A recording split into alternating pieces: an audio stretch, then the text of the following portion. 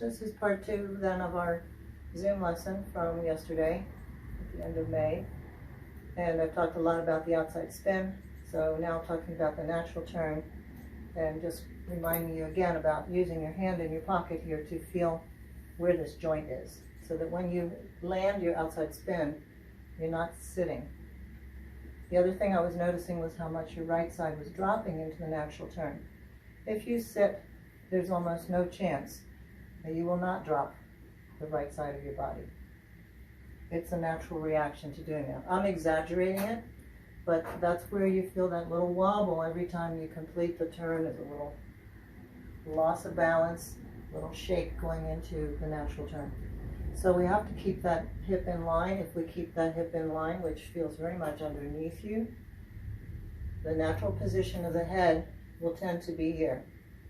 When I move my head over here, because of that seesaw effect of the way our spines work, there's a natural response of the head to work opposite the hips.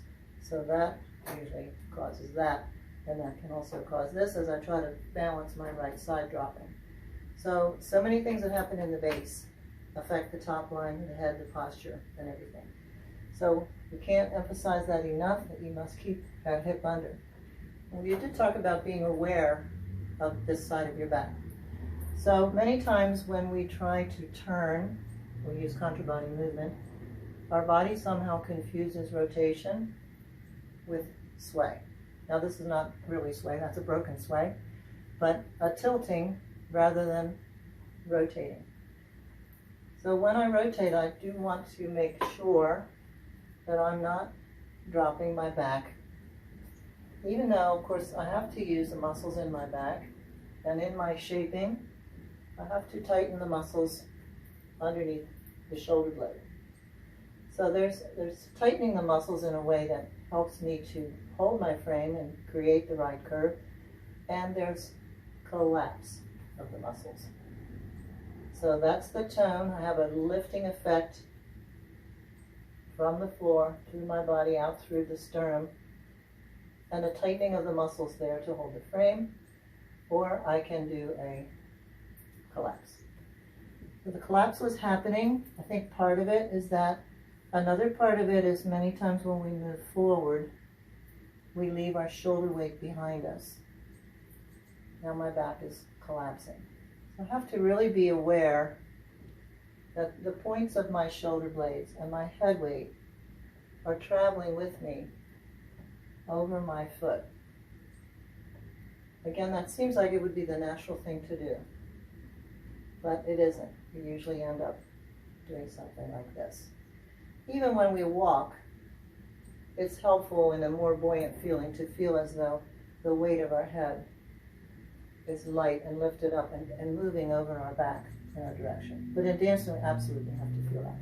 So I want to keep my back in good tone, and I want to make sure my back moves over my foot, and I want the back of my neck to follow that line down my back and down the back of my standing leg. Once I put rotation into this, it's very easy for me to rotate too early, or to rotate my frame and my upper body too early. And now I've pinned my girl, pulled her behind me, and my back is dropped. So this natural turn, then my head will probably fall to the right as well. So we're keeping the hip under. This keeps our head weight out of the picture. When we move forward, just as it's natural to do that, it's natural to do this. So now I'm going to keep my right hip underneath me, and I'm going to feel my right shoulder blade is strong over my right foot. My arm is still in front of me. So turning too soon through the upper body, or letting the weight drop back, or letting the hip sit. These are all things that will cause that very bad position through your back, pinching of your partner, and an inability to swing through. Now I hope also that my lady is watching over her hips as well. So if she's dancing from outside spin, her right hip should be underneath her or down. And as she moves to her first step of natural turn, okay, Very easy now for her to do the same thing. And now we'll either have this or this. So there we have a very bad shape in the couple.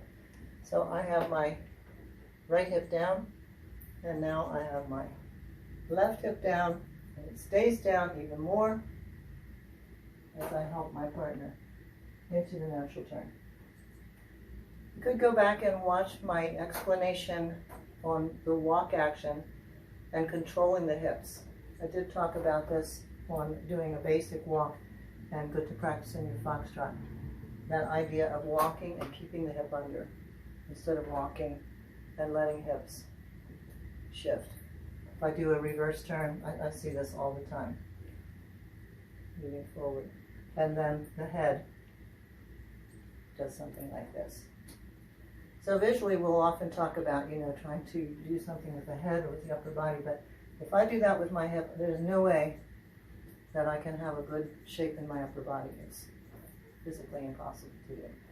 So controlling the hips on a natural turn and controlling your back and seeing that those two are related.